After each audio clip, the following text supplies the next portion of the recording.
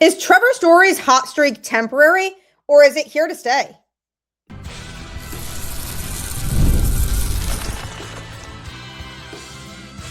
You are Locked On Red Sox, your daily Boston Red Sox podcast. Part of the Locked On Podcast Network, your team every day. Hello and welcome to Locked On Red Sox, your daily Boston Red Sox podcast, part of the Locked On Podcast Network, now the #1 sports podcast network. I'm your host, Gabby Maljanian, former ESPN social media associate, and currently the host of the Boston Balling podcast as well. And I am here to bring you the latest in all things Boston Red Sox, Monday through Friday, straight to your favorite podcast feed. And it's completely free, so make sure that you tune in because Locked On is here for you every single day. Happy Thursday and welcome to today's show where we are coming off of a nice 9-5 Red Sox win yesterday against the Twins. And it was a much needed and basically mandatory win because had they not gotten that win, they would have not only been swept by the Twins, but they also would have been going back home without any sort of momentum. Now at least they grabbed the last game of the series on the road trip. So now they can go back home with a little bit of momentum and positivity after lots of good things that we saw in that game with an off day in between. So hopefully a well-rested group ready to just take on the Tigers and Yankees at home. And this is a team that has played well at home so far to start the season, at least significantly better at home than they have on the road. So hopefully this team continues to find some much needed success to be able to turn things around. But big shout out to Connolly early in last night's game for really putting this team on his back. He threw 6 innings, giving up 2 hits and just 1 earned run, which came on a home run. He struck out 5 and walked 2, throwing 85 pitches, 52 of them for strikes, and is now down to a 2.29 earned run average on the season. And after Sonny Gray just straight up didn't have it in the second game of this series, and Garrett Crochet was just an anomaly in terms of the type of performance he had in game 1 of the series, the Red Sox desperately needed a quality start, and they got exactly that from Connolly early. And this effort differed from his last outing prior to that because in this outing, he had a lot more command of his pitches. He was able to be a little bit more efficient in terms of getting guys out rather than loading up counts and then hitters taking advantage of that. So he was able to be a lot more efficient overall and just had a better feel for his pitches than he did in his last outing. But Trevor Story, again, a big aspect of this game that helped the Red Sox to win. So I'm going to be discussing that on today's show, as well as Ceddanne Rafaela hitting in the 2-hole and Andruw Monasterio's big game. So the biggest thing that I continue to emphasize with this Red Sox team, and I feel like I say it every day, is because the offensive performance that they just gave last night is exactly the approach they need to take. We knew going into this season that this Red Sox team was not full of home run hitters. I mean, let's just face it. They just don't have a lot of home run heavy talent and guys who can really hit it out of the park on a regular basis. So because of that, they have contact guys. This is an offense that's very much built on contact. And for a lot of what we've seen this season, it's just been guys pressing too much, chasing pitches, staring at meatballs down the middle, and not exactly having a good feel for what they should and should not be swinging at, and almost trying to play hero ball in a sense where they're trying too hard to look for that perfect pitch to be able to hit it out. If you put the ball in play, good things will happen, and that's exactly what we saw in last night's game for this Red Sox team, as they had 13 hits as a team and ended up being able to take advantage with guys on base. They did leave 7 on base and went 6 for 15 with runners in scoring position, but that is good. I mean, having those opportunities to drive in runs as opposed to being 0 for 11 or missing all those chances is a huge step in the right direction. And that's exactly what we saw from this Red Sox team last night. And that started with Trevor Story, who was certainly the biggest asset to this game for this Boston Red Sox team. Batting in the 4-hole and playing shortstop, he went 2 for 4 in this game with a run scored and drove in 5 of the Red Sox 9 runs. He hit a home run and he took a walk, and his batting average is now up to a 208 with a 222 on base percentage and 338 slugging percentage. And the biggest difference for Story, moving down in the lineup. To start the season, he was consistently batting in the 2 spot, and that was not working for him. And Trevor Story is the guy who's putting a lot of pressure on himself this season, because he had expressed going into 2025, I really want to show people why I'm here, and I want to show Red Sox fans that they should be excited about the player that I am. And then he showed it in 2025, his first fully healthy season during his time in Boston. So then going into this season, there were high expectations because of the season he had last year. So naturally, it's going to put a lot of pressure on a player internally, is to be able to step up and be that player that they were in that prior season. And we hadn't been getting a lot of that early on from Trevor Story, a remarkable amount of strikeouts and not enough contact hitting. And the problem with Trevor is that he does tend to chase a lot of pitches in the dirt or outside the zone, and it just causes him to not be as effective as people really want him or need him to be. And when you're hitting in the 2 hole, there's a ton of pressure when it comes to hitting in that spot, having to come through. You have your leadoff guy, which is a guy who is very good at making contact and getting on base. So then the guy who follows him is supposed to be that pick-me-up, the guy who's saying, I got you, and is going to either drive him in or at least advance him. And Trevor subconsciously was putting all that pressure on himself to start the season, and it was impacting his results on the field. So once Trevor Story said, okay, we're going to move him down in the order, let's see if that works. So far, that has been working for him, because he has been able to let loose a little bit, and he's able to put together more competitive at-bats. He's being a little bit more patient in terms of what he's swinging at and not chasing everything that comes his way. And he's able to identify which pitch is a little bit better he should be swinging at, and then it naturally is leading to him converting a little bit more. And we've seen this over the course of the last few games, really. I mean, even against the Cardinals, he had a big series then too. So moving him down in the order definitely makes a difference. And the big game that he had yesterday definitely helped fuel the Red Sox to a big win. The Red Sox ended up taking advantage of a double error in the 3rd inning by second baseman Luke Keschall, who fielded Masataka Yoshida's RBI grounder, dropped the ball as he tried to throw it to second base, and then ended up throwing the ball past first baseman Josh Bell, which allowed a second run to score. So that was essentially what started the whole thing, because then Story followed after that on the next pitch with his second home run of the season, a 3-run drive. He then added a 2-run double in the 6th inning off of Anthony Bonda. So his bat was definitely moving. And in his last 5 games, he's hitting .400 with 8 hits, a home run, 8 RBIs, and 3 runs scored over those 5 games. So 5 games is a really small sample size, but in the grand scheme of things, with how much he was struggling early on, that's a notable stat, is that he's hitting that well. And him moving down in the order is the root cause of that. Now, the question's going to be, is he going to be able to continue that? Because history shows that he has been a little bit inconsistent when it comes to his ability to perform at a high level offensively. He's a very streaky hitter, characterized by high impact elite production periods followed by prolonged slumps. So that's always frustrating to see, because he could be riding this high right now, but then drop down into a very extended period of time in which he's not making contact at all. And even last year, when he had a really good offensive season for the Red Sox, he definitely certainly had his slumps where he ran into times where he just wasn't seeing the ball well at all. And it's a long season, so naturally every player is going to have slumps, but the question is, do the good times last longer than the bad? And in this case with Story, it's hard to really feel confident in that. So that's going to be his biggest test moving forward, is can he be consistent at the plate? In May of last year, he experienced an extended slump in which he hit 132 with a 188 on base percentage and 186 slugging percentage over a 33 game span. And that was a really tough watch, because while he's slow out of the gate a lot of seasons, and last year he had a rough few weeks of April as well, similar to this year, then he started to break out. And then in May, he had that slump, and it was very tough to watch. And that's something that I worry about.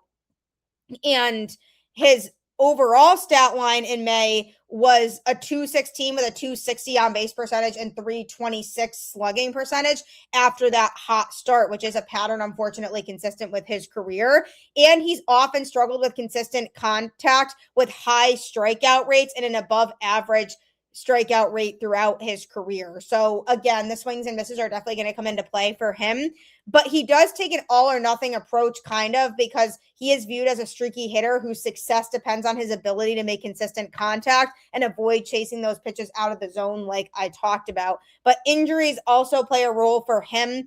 Those have been cited as factors in his inconsistency too, affecting ultimately his swing mechanics and ability to maintain consistent barrel accuracy. So ultimately, essentially, the injuries are going to be something that are going to necessarily either make or break his season, because if he can stay healthy this year, that would be huge for the Boston Red Sox again, because we really saw the overall result of what last season provided for him. And if he can stay healthy again and try to get as close to that season as possible, that's a huge bat to have in the middle of the order. And essentially with the barrels aspect of it, if he is able to maintain better accuracy when it comes to barreling the baseball, that is key. And a barrel essentially refers to the top thickest part of the bat, which is crucial for maximum power. So a barreled ball is one with an exit velocity of at least 98 miles per hour and a launch angle between 26 to 30 degrees, yielding optimal results. So barrel control is the ability to direct the zone to different parts of the field. So essentially it means maximizing the place on the bat that the ball is going to be able to hit it as far as possible. So he has a little bit of trouble in regards to consistency with that. So that's the biggest question I'm going to be asking, but there's no question that in the 4 or 5 spot is the best place for Trevor Story to be. And yesterday, Willson Contreras was out of the lineup, who normally hits in the 4 hole. So Trevor Story was moved up to 4, but on days where Contreras is in the lineup, Story would likely bat 5th. And to me, that is the most appropriate place for him to be, because he really looked so comfortable in that spot and was the biggest reason for the Red Sox winning that game yesterday. And I hope that he continues this. It's just tough when we've seen a guy who's been inconsistent in his time in Boston in terms of being able to maintain that high level of offensive production. So hopefully it continues for him. He has the speed going for him too. So even if he's able to make contact, he can get himself on base and then be aggressive on the base pass in order to manufacture something. So he has that valuable aspect of his game too, but hopefully he's able to continue to hit well, because we really do need that going into the rest of this season. But coming up, Ceddanne Rafaela hit in the 2 hole yesterday, and it worked for the Red Sox.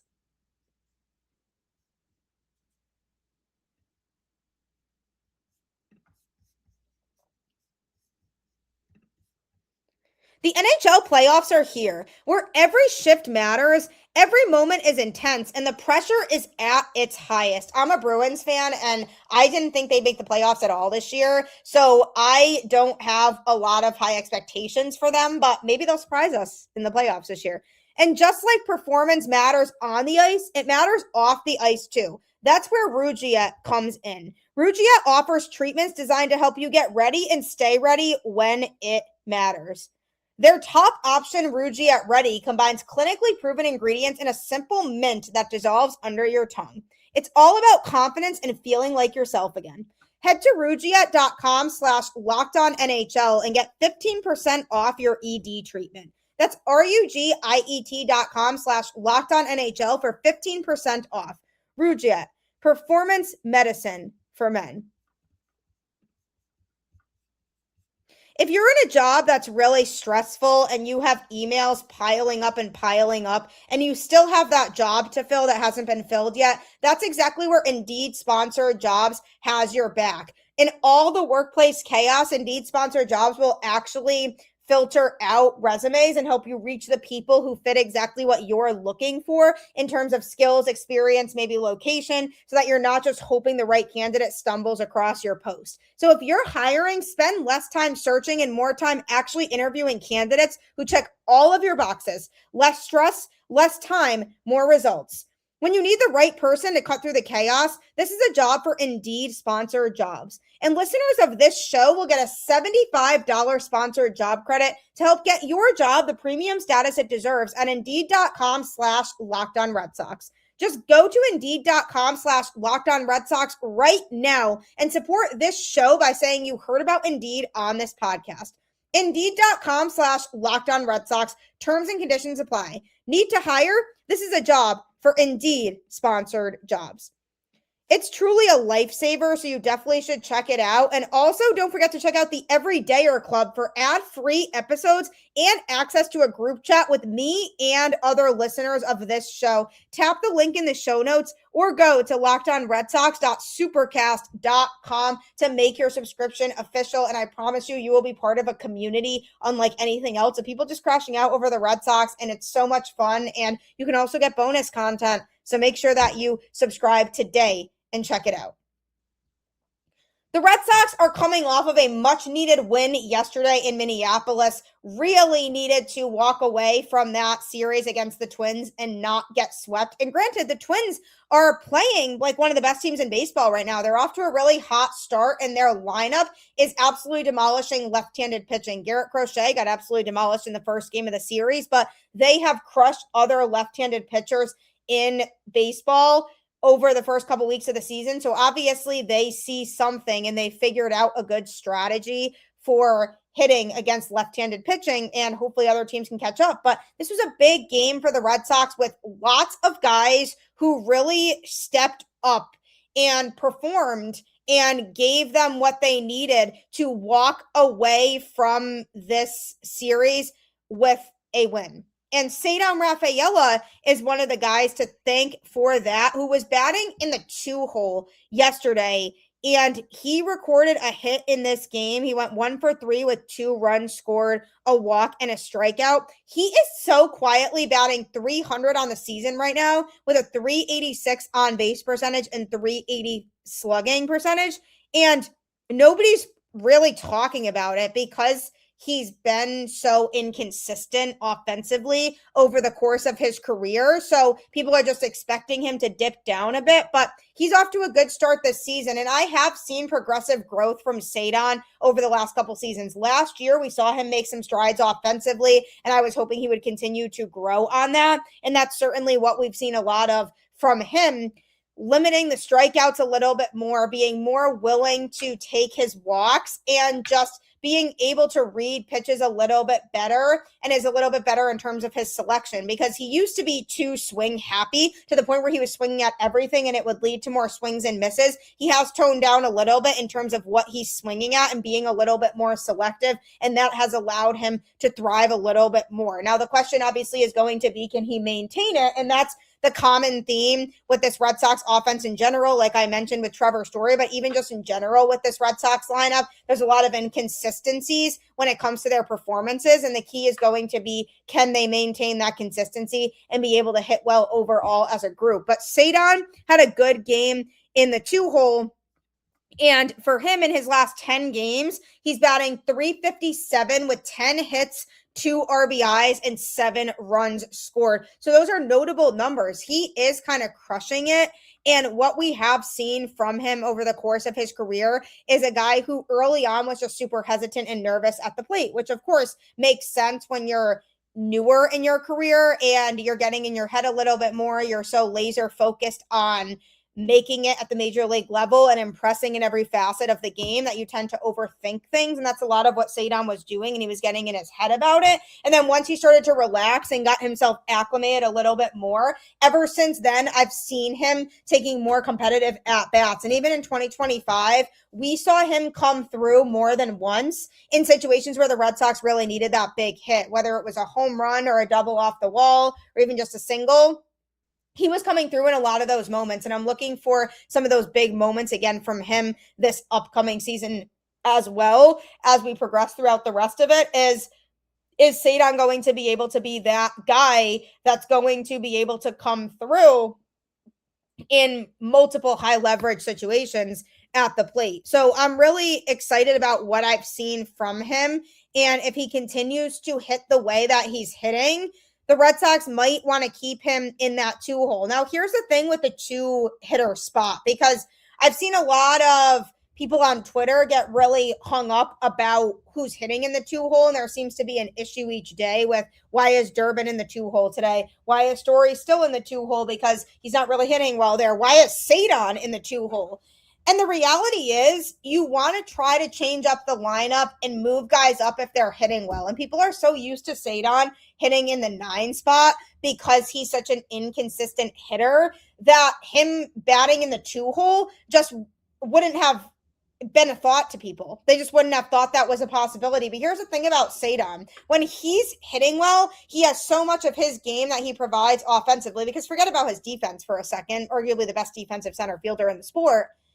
Just offensively and on the base paths, he provides a lot, because you want speed at the top of the lineup, which is why you want to make sure that a guy like Ceddanne or Jarren Duran or Trevor Story is hitting towards the top. And the problem is, because Story and Duran had both been struggling higher up in the lineup, they both got moved down. So it does make sense logically that they would maybe want to try Ceddanne out there, because not only is he one of the team's best hitters right now at the moment, but also because he has that speed too. Putting him in the lineup behind Roman Anthony could make logical sense, because, if Roman's hitting leadoff and he's a good contact hitter who finds ways to get on base, then we have Roman there, and then we bring Ceddanne up, who can either try to bunt him over if he's on first base, and with Rafaela's speed, he could even try to beat that out, or he just tries to make good contact to find ways to get on base, because now you have him on the base paths who has that speed going behind Roman Anthony, to the point where if the ball gets put in play, he could easily take advantage of mistakes by the other team and get himself into scoring position. So that's one benefit to him batting in the 2-hole. And you want the guys who are hitting well to be higher up in the order. So that's one of the biggest reasons why Alex Cora logistically probably thought, well, why don't we try Ceddanne out in the 2-hole, because he's hitting better than some of these other players that I've put in that spot prior. So let's try it. He tried it, and sure enough, it worked, and Ceddanne was part of the hit parade in this game. Now, the other thing about this Boston Red Sox team, and I talked about this in the offseason, is that they don't have a lot of right-handed hitting threats in the lineup. They have Trevor Story, they have Willson Contreras, and they have Ceddanne, but the right-handed bats are limited in this Red Sox lineup in general. So there's only so much they can do, and you have to try to mix up left-handed hitter, right-handed hitter, left-handed hitter, right-handed hitter, etc., and so on, until you build out the lineup. And that's why there's such a big emphasis on who hits in the 2-hole, because there could be a guy that you put there who may be hitting really well that is a left-handed hitter, and that's where it becomes, okay, well, why are we putting a left-handed hitter in the 2 spot? We have to have a righty there. And the problem is just because Willson Contreras is the Red Sox best right-handed hitter right now, but he was not in the lineup yesterday, presumably for precautionary reasons, because of the back spasms that he was dealing with in Tuesday night's game when he had to be pulled early. So when he's not in the lineup, who's going to hit in that 2 spot? Because it really wasn't him either, because Trevor Story was hitting there. They were trying Caleb Durbin there. But when you have not a lot of talent overall, and consistent talent, I should say, in terms of right-handed hitting, you have to be able to try guys out in that spot, even if you don't envision them being a number 2 hitter in the longer term. You have to try out those right-handed hitters in that spot, because you need to make sure that you're mixing it up in terms of the lineup. And they put Ceddanne there, and he was hitting. And I'm curious to see if that's a spot they keep him in, or if they keep moving it around and changing it up. To me, Trevor Story needs to stay where he is, because he is finding his stride in that 4-5 hole, and I don't want to throw him off in that regard. If you put Caleb Durbin in the 2 hole, he's been starting to figure things out a little bit, but he still hasn't been putting together enough competitive at-bats to where we can feel confident in him batting as the 2 hitter behind Roman Anthony. So then that does leave Ceddanne, who does take aggressive approach at the plate. And the Red Sox like aggressive, and sometimes he can be too aggressive, swinging on the first pitch and just hitting into an out.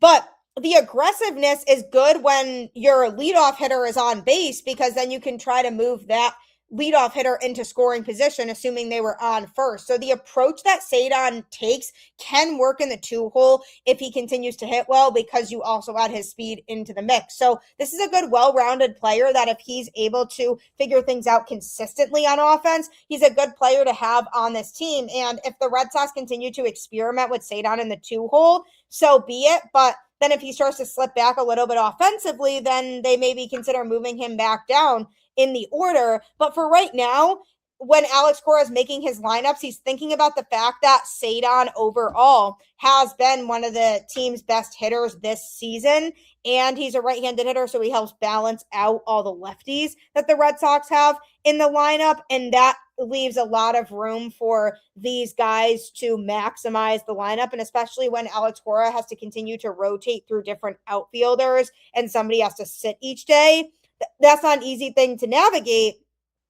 So as he's continuing to navigate through that, he can also try different people in different spots in the lineup and really figure out what works. But is Ceddanne going to be the 2-hitter moving forward? Time will tell. Coming up, though, another player who had a big game for the Red Sox yesterday was Andruw Monasterio. What's his spot on this team going to be moving forward?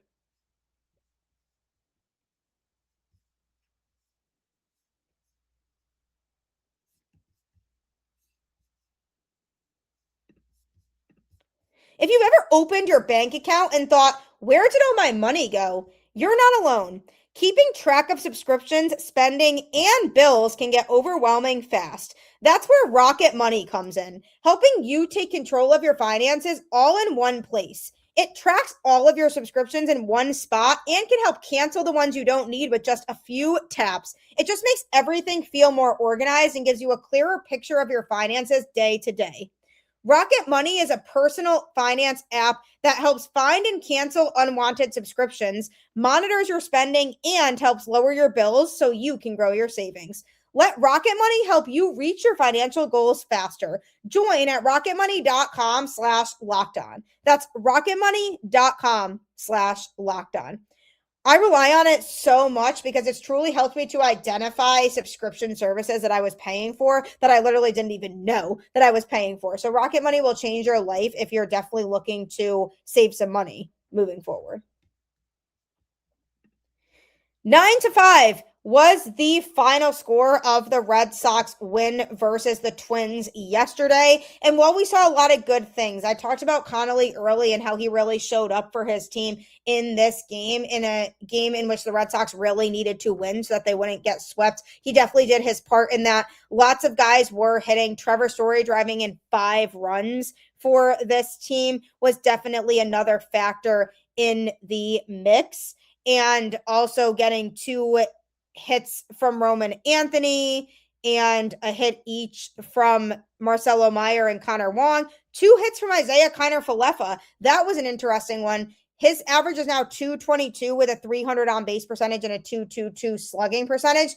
And he hit an infield single in which he was able to beat it out. So the hustle and speed there for him was really good, which again goes to show that the Red Sox have the athleticism to be able to make things happen if they just focus on putting the ball in play. So that was nice to see. But another standout player in this game was Andruw Monasterio. He had 3 hits in this game, going 3 for 5 with 1 run scored and 1 RBI. He has a .263 average on the season, a .364 on base percentage, and a .368 slugging percentage. And he was one of the players who came over with Caleb Durbin from the Brewers in that offseason trade. And the Red Sox viewed him as a guy who could potentially make the roster come opening day. And then he balled out in spring training, and they said, you know what?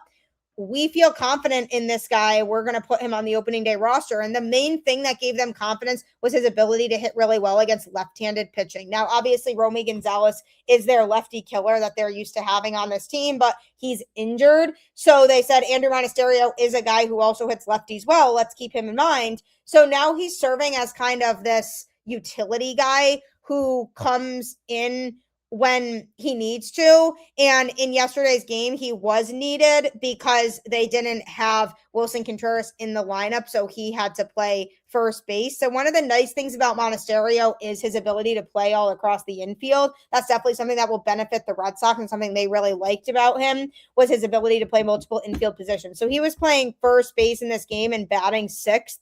So having him out there, he definitely shows signs of a really strong offensive profile. He's a Swiss Army knife bench player, if you will, who has shown the ability to adapt to limited playing time and still deliver production, particularly in spotting situations. So he does have a high contact approach. He does make consistent, solid contact, reducing the number of strikeouts compared to league averages. So he doesn't swing and miss as much as a lot of other hitters do, but he takes that high effort approach for sure and is aggressive at the plate. And it showed in the game yesterday. And he often just steps in for injured players or in spots needing high contact, non-strikeout hitters. So he's a good player to keep in mind too moving forward, even if he's not in the starting lineup that day, to come in as a pinch hitter and try to get on base late in games. While he's not a power hitter, he has demonstrated the ability to hit doubles and provide secondary power, which we saw from him last year. So he's able to adapt to fill in roles and be a guy who can provide maybe some sneaky power, but not consistently. He also has a reputation for clutch pinch hitting and fill-in work. So that's the perfect role for him, is to not be an everyday player, but be a guy who fills in on an as-needed basis whenever the Red Sox need him to. And he's a guy who, when he does come in, performs and steps up. And that's what I really like. And he really stepped up in this game with Willson Contreras being out, and that being disappointing news because the Red Sox are trying to play it safe, and we're still kind of in limbo here waiting for a full update on Contreras in terms of health-wise where he's at. But when your arguable best hitter is not playing because of a potential injury and you put somebody else in, it's hard to feel as confident in that player. But Andruw Monasterio filled that role really well and said, you know what, I got you. And this 3-hit day was the first multi-hit effort of the season for Monasterio, who entered the contest batting 143, going just 2 for 14 in limited playing time. So Contreras now will have extra rest time ahead of the 4-game set with the Tigers that begins tomorrow, because today is an off day. So there is a chance that he is back in the lineup for tomorrow's game. But Monasterio, to me, is a guy who is just able to get himself on base and is a very valuable and key replacement or backup player in case Willson Contreras can't come back. So definitely excited about Andruw Monasterio and his performance, and I'm definitely excited about the Red Sox as a whole in that game that they showed in Minneapolis. Now just have to continue to carry that momentum over, because the key is going to be consistency. Can they pull together a series win against the Tigers, taking 3 out of 4? That would be huge. We will have to see, and time will tell. But thanks so much, as always, for tuning into Locked On Red Sox and making it your first listen of every single day. Be sure to keep tuning in Monday through Friday for new episodes, always with some exciting guests along the way. Also, follow me on Twitter at Gabby Maljanian and Instagram at Gabby_Maljanian10. You can also follow the show on Twitter at LO_Red Sox. Plus, if you never miss an episode, the Everydayer Club is built for you. Get Locked On Red Sox ad-free, plus members-only Discord access and more. Head to LockedOnRedSox.supercast.com to join the club. For those of you on video, I send you to the first ever 24/7 national Locked On Podcast Network YouTube channel. On audio, for your second listen, go check out Locked On MLB. Thanks so much, as always. Keep the faith, go Red Sox, and I'll catch you on the flip side.